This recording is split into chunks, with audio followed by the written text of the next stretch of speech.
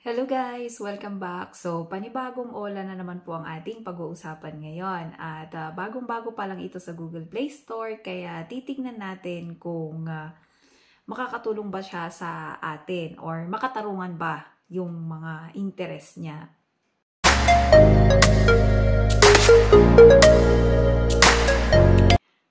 Ang Ola nga na sinasabi ko guys ay itong si PXT Loan under kay PXT Lending Investors Inc. So pagbukas ko nga ng app nila dito guys ay pwede daw akong makaloan ng maximum amount na 50,000 pesos at ang loan terms niya ay 90 to 120 days. And ang sabi pa dito ay no extra fees daw and buo mong makukuha yung amount as fast as 3 minutes. So, i-apply ko muna ito guys para makita natin kung okay ba siya. Ayan, mag-apply muna tayo dito. Maglalagay tayo ng phone number and password. So, gagawa kayo dito ng password nyo. And then, allow lang natin ito.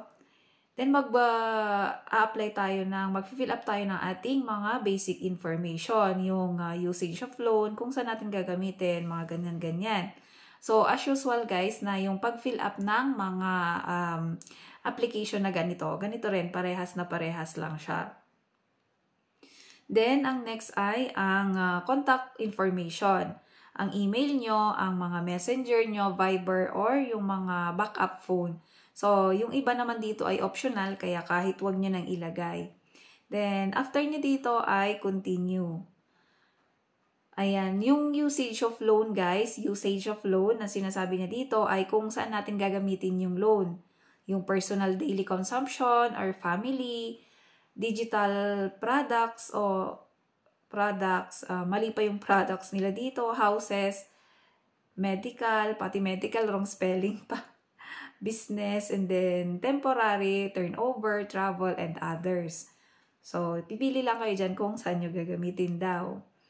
And then, ang job information natin. So, kung saan tayo nagtatrabaho, yung company name natin, kung ilang taon na tayo, yung payday 1 at payday 2, monthly income, mga ganun-ganun guys. Yung sa address niya din, address din ng company natin. So, next dito guys, ang emergency contact.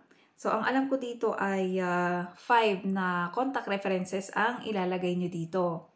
So, alam nyo naman na guys, yung mga, kahit hindi natin nilagay dito, kung scam itong mga application na ganito, ay lahat ng nasa phone natin ay tatawagan nila. So, ingat lang guys. And then, so dito sa identity authentication, facial recognition naman dito. So, mag-upload lang kayo ng ID and then, type of document na isasubmit nyo, mag-upload din kayo dito. Ayan, and then yung mga details niya. And then, dito sa certification, guys. So, sabi niya, the personal information you fill out in your application will be kept confidential daw. So, confidential daw. And will only be used for loan credit evaluation. So, submit lang natin ito, guys, para makita natin kung ma-approve nga tayo dito.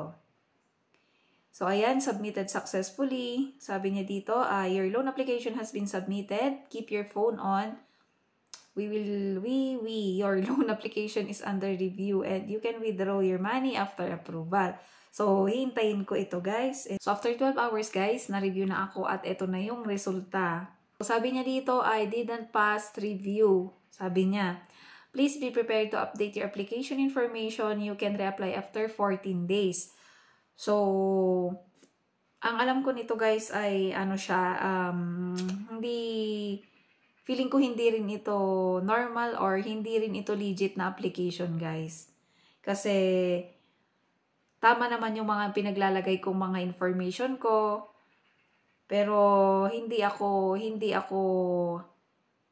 pinalad or hindi na-approve yung application ko. Ang dami-dami kong finilapan tapos hindi rin pala nila ako i-approve. Kung need mo yung pera, yung naghahanap ka ng pag-uutangan mo tapos hindi ka rin pala i-approve. Ano ba yan? Dahil hindi tayo na-approve guys, ay maghanap na lang ulit tayo ng iba. So kung sino man po yung mga naka-apply na dito, share naman po para malaman po natin kung okay ba siya utangan. So, ewan ko yung iba kung na-approve din sila dito sa PXT loan lending na to kasi may mga nababasa ko sa comment na sana ma-approve daw sila, mga ganun-ganon. At kung bago ka pa lang sa aking channel, pindutin mo na ang subscribe button para sabay-sabay tayong umutang. Bye!